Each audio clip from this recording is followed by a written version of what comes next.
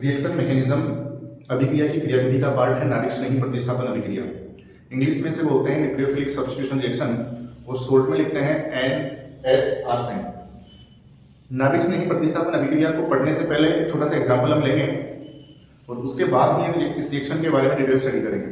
तो थोड़ा सा एक समझ बन जाएगी हमारी कि पढ़ने के वाले हैं, उसके बाद हम एक एक चीज को स्टेप बाय स्टेप पढ़ते चलेंगे। तो इसको समझने के लिए हम एक एग्जाम्पल ले रहे हैं, जनरल एग्जाम्पल, बहुत ही आसान सा, कि एक क्रियाकारक है हमारे पास एल्किल हैलाइड और इस एल्किल हैलाइड के मिश्रण, ये एल्किल हैलाइड में हमने क्या डाला है, एक नाभिक स्नेही डाला है। एल्किल हैलाइड के कांटेक्ट में जब कोई नाभिक स्नेही आएगा, बस शर्त ये है कि ये नाभिक स्नेही Lu माइनस है, नाभिक स्नेही को लिख रहे हैं। ये नाभिक स्नेही प्रबल होना चाहिए किसकी तुलना में, इस हेलोजन की तुलना में। X नेगेटिव हैलाइड भी नाभिक स्नेही का काम करते हैं, तो ये प्रबल होना चाहिए इस हेलोजन की तुलना में। तो एल्किल हैलाइड के कांटेक्ट में जब एक प्रबल नाभिक स्नेही आया तो इस नाभिक स्नेही ने इस दुर्बल नाभिक स्नेही का प्रतिस्थापन कर दिया और उत्पाद हमारा बन गया RNu। जो हेलोजन है वो प्रतिस्थापित हो गया, X नेगेटिव के रूप में बाहर निकल गया। इस रिएक्शन को करवाने के लिए हमें एक माध्यम की जरूरत पड़ती है, उस माध्यम के रूप में हम किसको काम में ले रहे हैं, विलायक को काम में ले रहे हैं। अब आगे हम समझें इसमें कि X नेगेटिव जो निकला है ना, इसको हम क्या नाम दें, इसको हम कहेंगे क्या, लीविंग ग्रुप। इसको अंग्रेजी में ही याद करने का ठीक रहेगा, लीविंग ग्रुप कहेंगे इसको। और ये हमारा क्या बन गया है, ये बन चुका है उत्पाद। तो यहाँ एल्किल हैलाइड लेना ही जरूरी है क्या, एल्किल हैलाइड के अलावा हम कुछ और भी काम में ले सकते हैं, बस शर्त ये है कि वहां से नाभिक स्नेही निकलने की संभावना होनी चाहिए। यहाँ इसके पास नाभिक स्नेही के रूप में ये निकल सकता है, तो इस नाभिक स्नेही का प्रतिस्थापन प्रबल नाभिक स्नेही से हो सकता है। और भी इस तरह के ऑर्गेनिक कंपाउंड हैं जो नाभिक स्नेही प्रतिस्थापन अभिक्रिया देंगे। तो हम समझें कि नाभिक स्नेही प्रतिस्थापन अभिक्रिया में हमने क्या क्या चीजें काम में ली है। एक चीज तो हमने काम में ली है क्रियाकारक,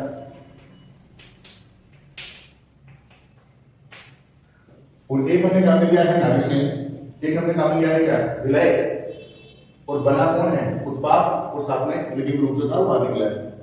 तो हम सबसे पहले नाभिक स्नेही प्रतिस्थापन अभिक्रिया को पढ़ने से पहले हम देखेंगे कि इसके घटक क्या क्या है, तो सामने नजर आ रहे हैं वही नाभिक स्नेही प्रतिस्थापन अभिक्रिया के घटक है। कौन कौन से घटक हैं, एक क्रियाकारक होगा, एक नाभिक स्नेही होगा, एक विलायक होगा, उत्पाद बनेगा, और लिविंग ग्रुप के रूप में जो दुर्बल नाभिक स्नेही था वो बाहर निकलेगा। तो घटक क्या क्या है इसके, सबसे पहला घटक हमें नजर आ रहा है क्या, क्रियाकारक।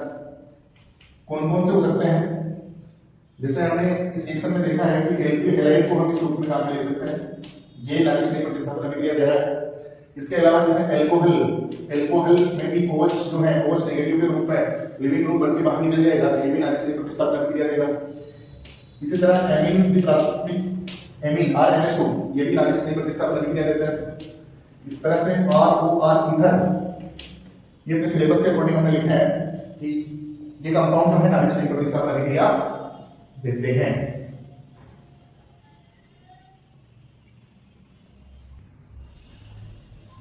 तो पहला घटक हमने डिस्कस किया है क्या, क्रियाकारक। तो क्रियाकारक कौन कौन हो सकते हैं, क्रियाकारक के क्रियाकारक अंग्रेजी में इसको सबस्ट्रेट कहते हैं। एल्किल हैलाइड हो सकता है, एल्कोहल हो सकता है, प्राथमिक एमीन हो सकता है कोई सा भी, और ईथर हो सकता है। ये सब हमारे क्या हो सकते हैं, क्रियाकारक हो सकते हैं। अगला घटक है, नेक्स्ट है, इसको मैं फर्स्ट दे रहा हूं। सेकंड घटक हमारा है नाभिक स्नेही। तो नाभिक स्नेही के रूप में हम क्या काम में ले सकते हैं, कहते हैं किसे नाभिक स्नेही पहले से पढ़े। नाभिक स्नेही होते क्या है, नाभिक स्नेही होते हैं इलेक्ट्रॉन धनी स्पीसीज, जो इलेक्ट्रॉन युग्म का दान कर सकते हैं। इलेक्ट्रॉन धनी स्पीसीज जो इलेक्ट्रॉन युग्म का क्या कर सकते हैं, दान कर सकते हैं, क्या कहलाएंगे, नाभिक स्नेही कहलाएंगे। अब नाभिक स्नेही होते हैं दो प्रकार के। फर्स्ट में लिख रहा हूं क्या, उदासीन नाभिक स्नेही। अब नाभिक स्नेही को मैं Nu माइनस से लिख दूं तो कोई दिक्कत है नहीं, हम समझ चुके हैं कि नाभिक स्नेही को किससे लिखेंगे, Nu नेगेटिव से डिनोट करेंगे। और दूसरा है ऋणायनिक नाभिक स्नेही। ऋणायनिक नाभिक स्नेही किससे समझे हम कि नाभिक स्नेही कौन है, इलेक्ट्रॉन धनी स्पीसीज जो इलेक्ट्रॉन युग्म का दान कर सकती है, क्या कहलाएगी, नाभिक स्नेही कहलाएगी। वो नाभिक स्नेही कितने प्रकार के हो सकते हैं, दो प्रकार के, उदासीन नाभिक स्नेही और ऋणायनिक नाभिक स्नेही। उदासीन नाभिक स्नेही के क्या एग्जाम्पल है? बहुत सारे हैं, लेकिन हम 2-4 एग्जाम्पल लिख लें तो हमारी अंडरस्टैंडिंग बन जाएगी। जैसे H2O ऑक्सीजन के पास दान करने के लिए लोन पेयर है, इलेक्ट्रॉन युग्म दान कर सकता है। जैसे H2S इलेक्ट्रॉन युग्म दान कर सकता है। सल्फर के पास क्या है? Lone pair. जैसे NH3 लोन पेयर का दान कर सकता है। जैसे ROH ये भी लोन पेयर का दान कर सकता है। इसको छोड़ देते हैं हम, कंफ्यूजन नहीं हो। ऋणायनिक न्यूक्लियोफाइल क्या होते हैं? क्योंकि हमने वहां दे दिया उसको दिया था, तो कंफ्यूजन आपके क्रिएट नहीं हो। ऋणायनिक न्यूक्लियोफाइल क्या होते हैं? ऋणायनिक न्यूक्लियोफाइल जैसे एग्जांपल के लिए हाइड्राइड है, नेगेटिव चार्ज में 2 इलेक्ट्रॉन है, तो इसको दान कर सकते हैं 2 इलेक्ट्रॉन को। जैसे हाइड्रोक्साइड है, जैसे हेलाइड है, जैसे एसिटाइड आयन CH3COO नेगेटिव, जैसे फिनोक्साइड है, फिनोक्साइड आयन O नेगेटिव, जैसे RO नेगेटिव एल्कोक्साइड आयन। तो जितने भी ऋणायनिक स्पीशीज हैं वो सब किसका काम करेंगे? नाभिक स्नेही का काम कर सकते हैं। X नेगेटिव क्या होता है? X नेगेटिव जैसे fluoride, chloride, bromide and iodide. तो ये नाभिक स्नेही के कुछ एग्जांपल हैं। इसके अलावा बहुत सारे नाभिक स्नेही और भी हैं। तो हमने यहाँ सबस्ट्रेट को डिटेल में डिस्कस नहीं किया है, केवल नाम लिखे हैं इनके, कौन कौन से सबस्ट्रेट हम डील करने वाले हैं रिएक्शन मैकेनिज्म में। जब भी हम किसी NSR को पढ़ेंगे तो हमें इस तरह की स्पीशीज ही नजर आने वाली है। नाभिक स्नेही क्या है? नाभिक स्नेही का हमने देख लिया कि जो इलेक्ट्रॉन युग्म दान कर सके वो ही नाभिक स्नेही है। इलेक्ट्रॉन धनी स्पीशीज हैं, उदासीन भी हो सकते हैं और ऋणायनिक भी हो सकते हैं। अब हमें नाभिक स्नेही को डिटेल से यहीं पे डिस्कस करना है। बाकी के और घटकों को हम नंबर वाइज पढ़ते चलेंगे। नाभिक स्नेही प्रतिस्थापन अभिक्रिया पढ़ने से पहले नाभिक स्नेही को तो कम से कम पढ़ना बहुत जरूरी है। नाभिक स्नेही क्या होता है पढ़ लिया आपने, कितने प्रकार का होता है आपने पढ़ लिया। इसमें सबसे इंपॉर्टेंट बात है कि नाभिक स्नेही की सामर्थ्य क्या होती है, कौन सा नाभिक स्नेही प्रबल होगा, कौन सा दुर्बल होगा। हमें कैसे पता लगेगा ये प्रबल था ये दुर्बल है? या फिर यहाँ कंपटीशन हो जाए, यहाँ जैसे मान लो हम Cl नेगेटिव से रिएक्शन कराएं, एक बार I नेगेटिव से रिएक्शन कराएं, तो दोनों ही केस में रिएक्शन का रेट, अभिक्रिया की वेग बदलेगा। अभिक्रिया का वेग बदलेगा तो हमें कैसे पता चलेगा कि कौन सा प्रबल नाभिक स्नेही है? नाभिक स्नेही कौन सा लिखेंगे, कौन सा प्रबल है, कौन सा दुर्बल है, इसी को हम एक शब्द काम में लेंगे नाभिक स्नेही की सामर्थ्य। जिसकी सामर्थ्य ज्यादा है वो प्रबल नाभिक स्नेही होगा। तो कैसे निकालेंगे नाभिक स्नेही की सामर्थ्य, देखते हैं आगे। पहले आप ये नोट कीजिए।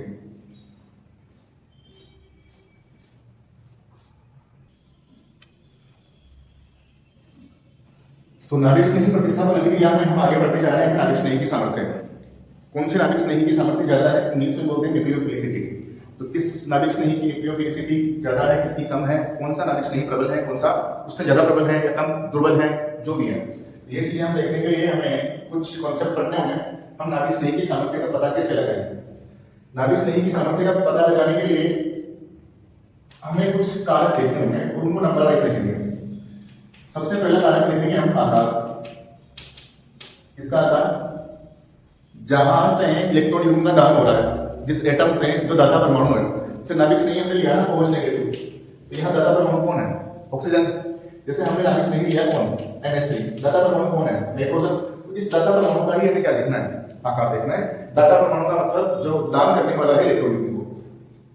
तो पहली चीज हमें क्या देखनी है? आकार। पहले मैं जो भी फैक्टर है, जो भी कारक है, उनके नाम पहले मैं लिख रहा हूं। दूसरा है विद्युत ऋणता, ये भी हमें किसकी देखनी है? उसी दाता परमाणु की। तीसरा कारक हमें काम में लेना है क्या? स्थायित्व। स्थायित्व तो पूरे नाभिक स्नेही का ही काम में आएगा। चौथा कारक हमें क्या देखना है?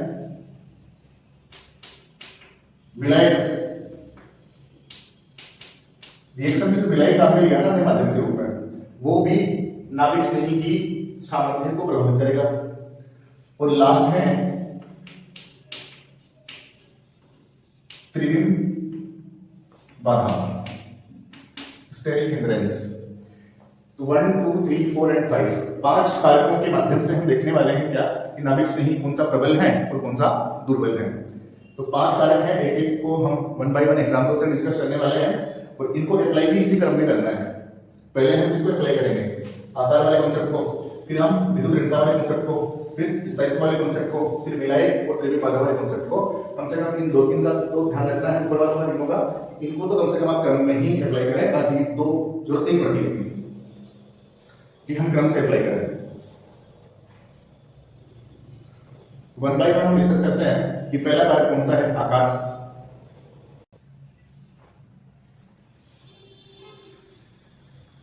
तो फर्स्ट कार्य हम काम में ले रहे हैं कौन सा, आकार। आकार किसका, दाता परमाणु का। तो नाभिक स्नेही की सामर्थ्य को मैं अब इससे लिखूं, न्यूक्लियोफिलिक से इतना लंबा वर्ड लिखा नहीं जा रहा, ये सीधा सीधा समानुपाती होता है किसके, आकार के। पहला कॉन्सेप्ट, जैसे मैं कुछ नाभिक स्नेही लिख रहा हूं, F negative, Cl negative, Br negative and I negative. बताइए कौन सा नाभिक स्नेही सबसे ज्यादा प्रबल होगा या प्रबलता का क्रम क्या होगा। तो हम पहला ही कॉन्सेप्ट कौन सा लगाते हैं, आकार वाला।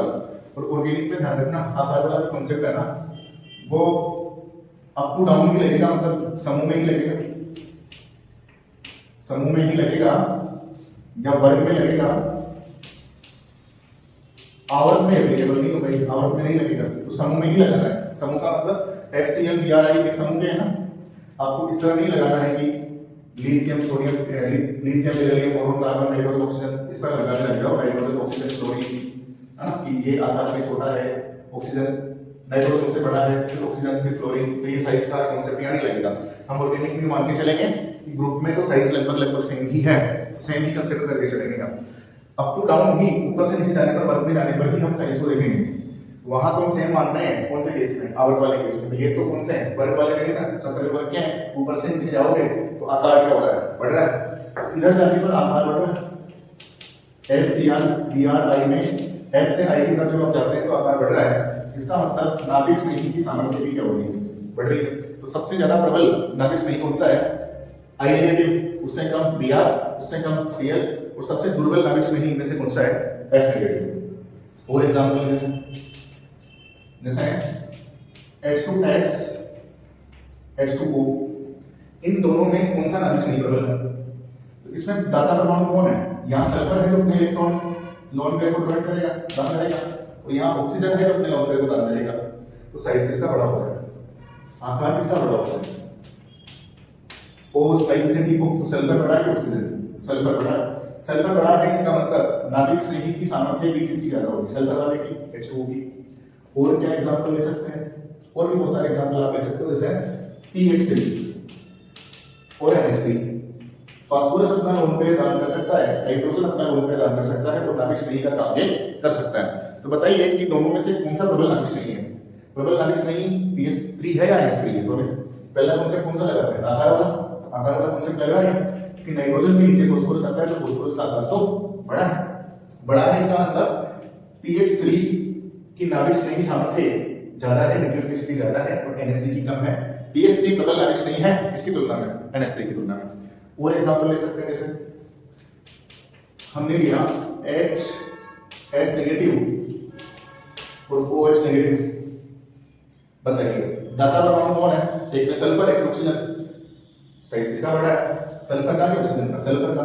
जिसका साइज बड़ा है उसकी प्रबलता, नाभिक स्नेही की प्रबलता भी ज्यादा है, न्यूक्लियोफिलिसिटी ज्यादा है। तो ये कुछ एग्जांपल है, इससे आपको समझ में आया होगा कि हम आकार के आधार पर नाभिक स्नेही की सामर्थ्य को किससे डिसाइड कर सकते हैं।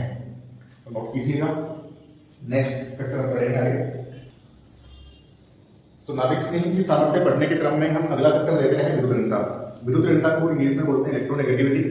तो मैं यहाँ शॉर्ट में लिख सकता हूँ इसको किससे, EN से, इलेक्ट्रोनेगेटिविटी। इतना सा इंग्लिश नेम तो आपको याद होगा ही है।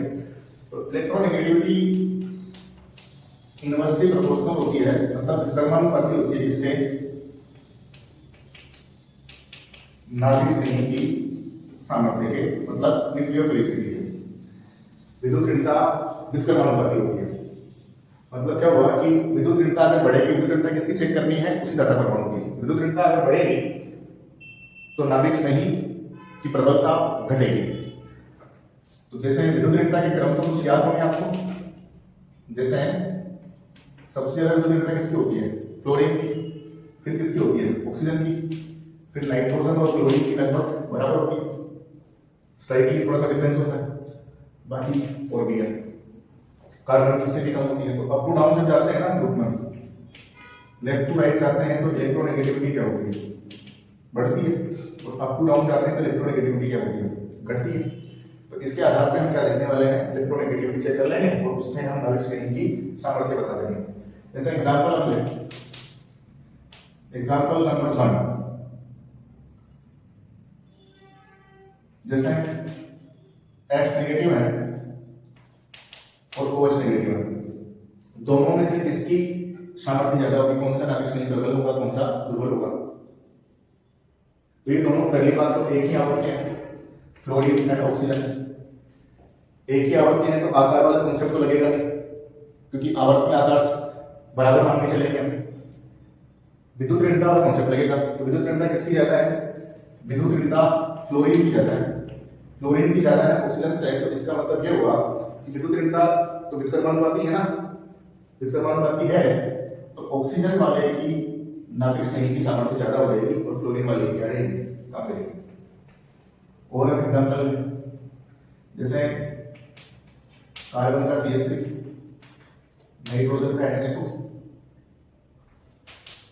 Oxygen and fluorine. तो इन दोनों के केस में हमें पता था इसी पहले से ऊपर किया है। विद्युत ऋणता घटता क्रम में सबसे कम विद्युत ऋणी कौन है, कार्बन, तो सबसे ज्यादा इसी का होगा। फिर इसका हमने रूल कौन सा लगाया है, विद्युत ऋणता वाला। एक और एग्जांपल है, जैसे CH triple bond C negative, NH2 negative. बताइए कौन सा प्रबल नाभिक श्रेणी होगा, तो कैसे चेक करोगे। दाता परमाणु कौन है, कार्बन नाइट्रोजन, एक ही आवृत्ति है, एक ही आवृत्ति है, इसका मतलब आकार वाला कॉन्सेप्ट नहीं लगेगा, कौन सा लगेगा, विद्युत ऋणता वाला लगेगा। और विद्युत ऋणता वाला लगेगा तो इसमें कंफ्यूजन क्या है। और एक और चीज मैं इसमें आगे कर देता हूं, CH2 double bond CH negative and CH3 CH2 negative. तो इनका ऑर्डर हम नीचे लिखेंगे। बताइए क्या होगा, विद्युत ऋणता चेक करनी है। विद्युत ऋणता चेक करते हैं तो किसकी ज्यादा है, कार्बन की, नाइट्रोजन की। नाइट्रोजन की ज्यादा है, नाइट्रोजन की ज्यादा है, तो क्या ऑर्डर आना चाहिए। लेकिन एक बात का और ध्यान रखना है, यहाँ मॉडिफाइड इलेक्ट्रोनेगेटिविटी का भी कॉन्सेप्ट लगेगा, मतलब संकरण के आधार पर विद्युत ऋणता हमें देखनी पड़ेगी। तो संकरण चेक कर ले पहले, इसका Sp है, इसको मैं NH3 कर देता हूं, ये Sp3 है, ये Sp2 है और ये Sp3 है। तो सबसे ज्यादा विद्युत ऋणता किसकी होगी, इलेक्ट्रोनेगेटिविटी का क्रम में लिख रहा हूं। इलेक्ट्रोनेगेटिविटी सबसे ज्यादा होगी इसकी, कार्बन जो Sp है, उसके बाद नाइट्रोजन जो Sp3 है, उसके बाद कार्बन जो Sp2 है और सबसे लास्ट में कार्बन जो Sp3 है।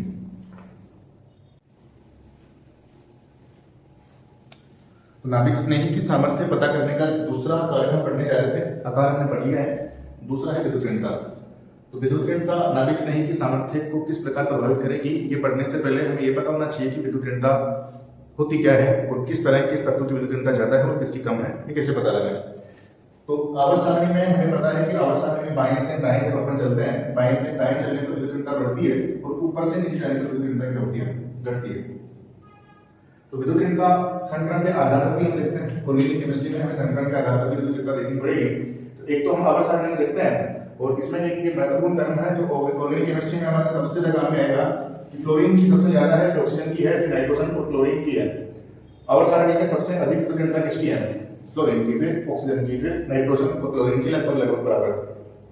संकरण के आधार पर विद्युत ऋणता कैसे चेक करते हैं कि विद्युत ऋणता प्रतिशत S लक्षण के समानुपाती होती है। प्रतिशत S लक्षण का क्या मतलब है, प्रतिशत S लक्षण का मतलब है कि Sp संकरण अगर है तो प्रतिशत S लक्षण 50% है, 50 S का और 50 P का। Sp2 है तो 33% है और Sp3 है तो प्रतिशत S लक्षण कितना हो जाएगा, 25%। तो कोई भी परमाणु संकरण के आधार पर विद्युत ऋणता में अंतर पाया जाता है। संकरण अगर Sp है किसी परमाणु का तो विद्युत ऋणता ज्यादा है Sp2 की तुलना में, और Sp2 की ज्यादा है Sp3 की तुलना में। तो प्रतिशत S लक्षण भी विद्युत ऋणता को प्रभावित करता है।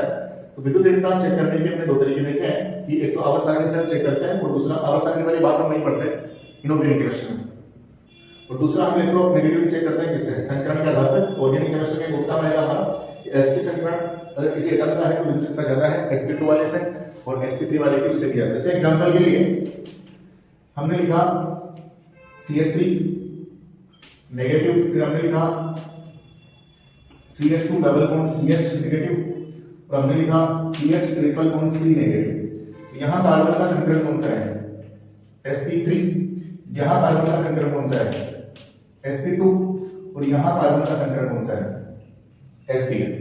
तो विद्युत ऋणता किसकी ज्यादा होगी, sp वाले कार्बन की ज्यादा होगी sp2 से, और sp2 वाले की ज्यादा होगी किससे, sp3 से। तो विद्युत ऋणता हम इस तरह निकाल सकते हैं। एक और कॉन्सेप्ट विद्युत ऋणता में बचता है मॉडिफाइड इलेक्ट्रोनेगेटिविटी, वो अगले पेज पर हम देखने वाले हैं। उससे पहले हम समझ लें कि विद्युत ऋणता नाभिक स्नेही की सामर्थ्य को किस तरह प्रभावित करती है। नाभिक स्नेही की सामर्थ्य घटा देती है विद्युत ऋणता, मतलब विद्युत ऋणता इनवर्सली प्रोपोर्शनल है विद्युत कर्मानुपाती है नाभिक स्नेही की सामर्थ्य के। किसी परमाणु की विद्युत ऋणता ज्यादा है और वो दाता परमाणु है, तो ज्यादा विद्युत ऋणता वाला दाता परमाणु अगर किसी नाभिक स्नेही में है तो नाभिक स्नेही की सामर्थ्य कम होती है। इससे पहले एग्जांपल करने से पहले हम मॉडिफाइड वाले कॉन्सेप्ट देखेंगे, ये नोट करें, आगे बढ़ते हैं।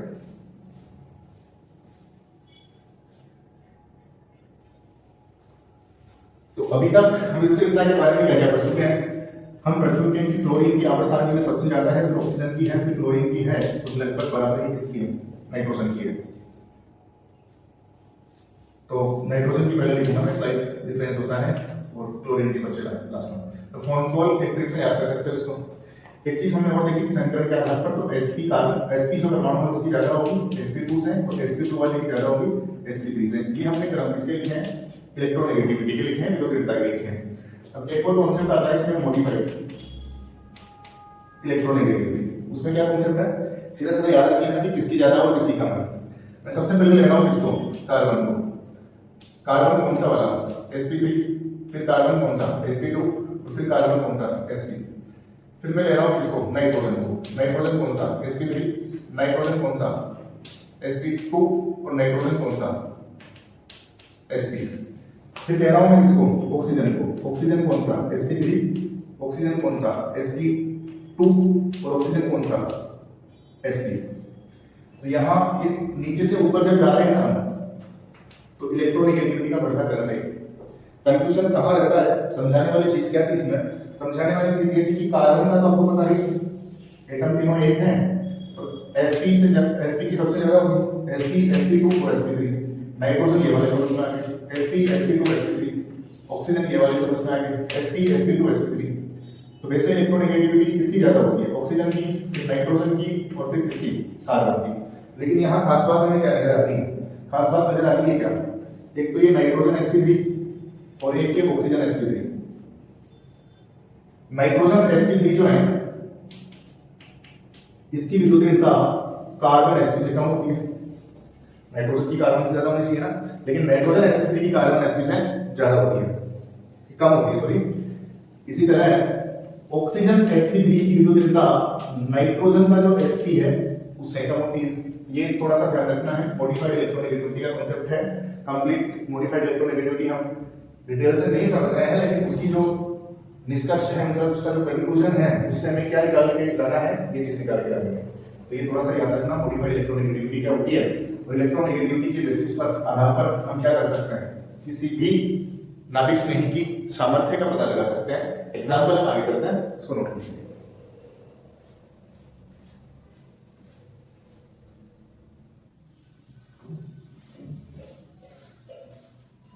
तो फिर से मैं इलेक्ट्रोनेगेटिविटी का रिवाइज करवा देता हूँ। क्या कंसेप्ट था कि सबसे ज्यादा होती है फ्लोरीन की, फिर ऑक्सीजन की, फिर नाइट्रोजन की, और लगभग बराबर ही होती है किसकी, क्लोरीन की, थोड़ी सी स्लाइटली ज्यादा नाइट्रोजन की, कंसेप्ट करके चलेंगे।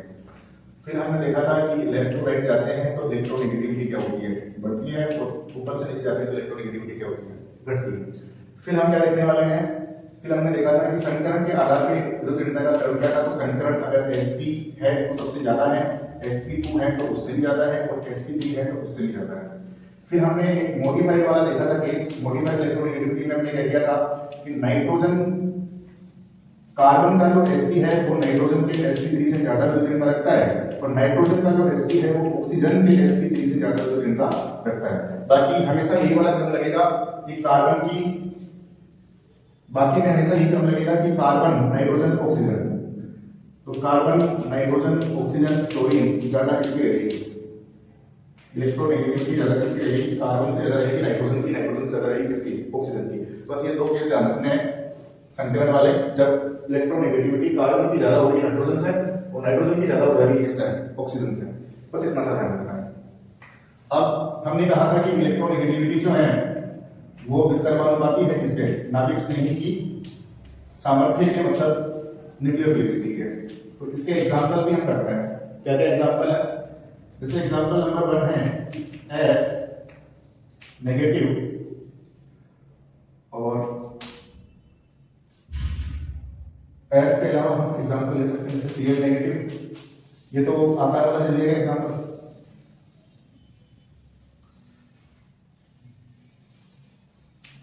FNO and C।